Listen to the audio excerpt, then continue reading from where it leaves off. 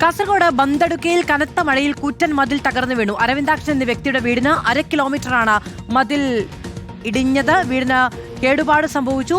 വീട്ടുകാർ അകത്തായതിനാൽ വലിയ അപകടം ഒഴിവായി.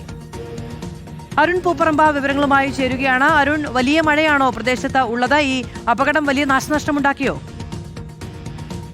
മാധു, ബന്തടുക്കയിൽ ഇന്ന് വൈകിട്ടാണ് ഈ അപകടം ഉണ്ടായത്. അരവിന്ദാക്ഷൻ എന്ന വ്യക്തിയുടെ വീടിനരികിലേക്കാണ് ഈ കൂറ്റൻ മതിൽ, അതായത് ഇവരുടെ വീടിന് മുകളിൽ ഉണ്ടായിരുന്ന മതിലാണ്, മറ്റൊരു വ്യക്തിയുടെ സ്ഥലത്തുണ്ടായിരുന്ന വലിയ മതിലാണ് തകർന്ന് ഈ കനത്ത മഴയെ തുടർന്ന് തകർന്ന് താഴേക്ക് പതിച്ചത്. നമുക്ക് ദൃശ്യങ്ങളിൽ കാണാം, കല്ലും മണ്ണും ഒക്കെ വന്ന് പതിച്ചിട്ടുള്ളത് ഈ വീടിനരികിലേക്കാണ്.